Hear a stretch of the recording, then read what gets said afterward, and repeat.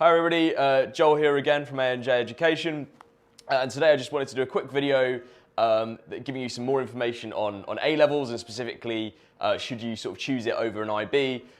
Really it depends on you, and often it depends on what school you're at, but if you're trying to select a school at the moment or trying to decide between an A-level stream or an IB stream, maybe some of this information will be helpful.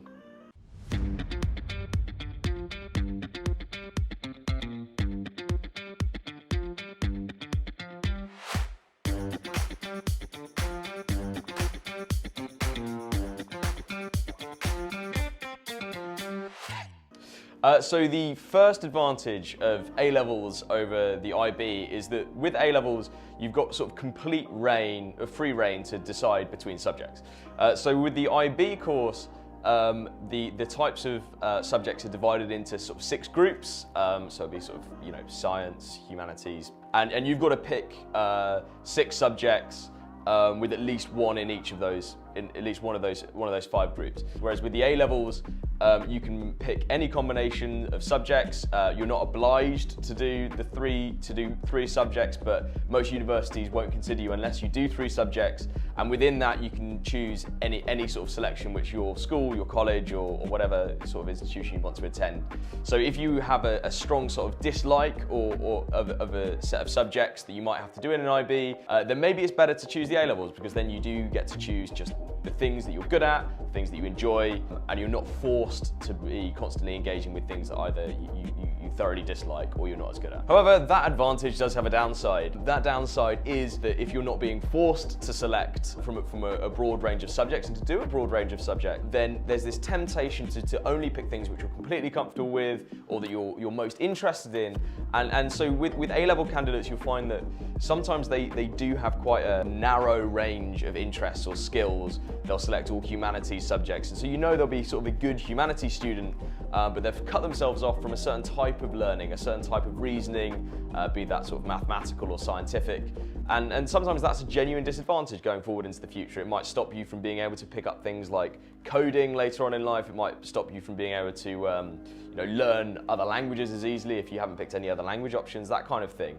And so I would say, if you are picking A-levels, unless you very, very much struggle with anything but a narrow range of subjects, I would encourage you to try and look at the IB syllabus, look at those subjects which you are missing out on as a result of choosing A-levels, and be a bit selective. Try and get a bit of a range if you're able to deal with it, and that's going to give you the best advantage when you're doing your A-levels.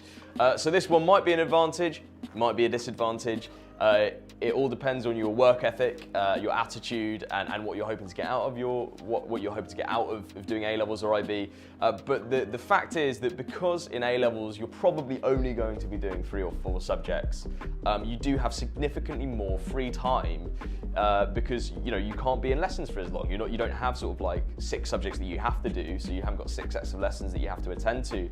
Instead, you've got 4 sets of lessons, and even if they're a bit more intensive, I found that during my A-levels, because I did A-levels, I didn't have a choice in the school that I went to, I had significantly more free time than my friends who were doing the IB. And obviously at the time, great if you're a 16, 17, 18-year-old student, which would be the age where you'd typically be seeing IBs or A-levels, having extra time, having those free periods is amazing.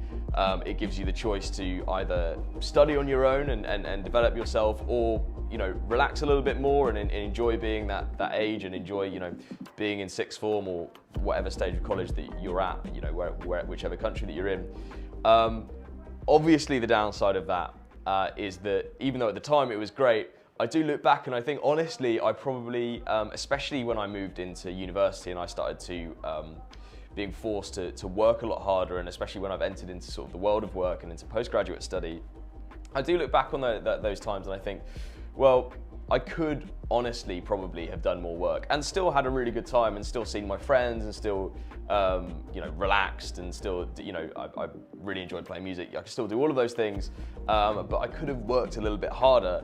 And I think that the thing with the A-levels is, because it is so sort of dependent upon you putting in extra work to fill out that time in which you're not having lessons, a lot of people can easily fall behind overall because of the fact that they can just slack off.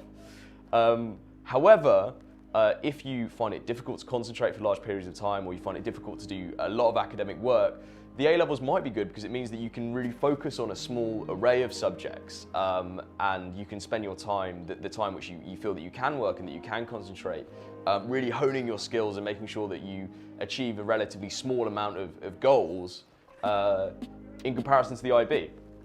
And so just as with me, I think I probably would have flourished a bit more doing the IB because I think that I could have been challenged a bit more. I certainly could have worked harder. I had friends who did the IB who really struggled with be it languages, be it humanities, be it a mathematical or science subject, and they just had to spend so much time trying to catch up at that stage because it was already beyond what they were able to do.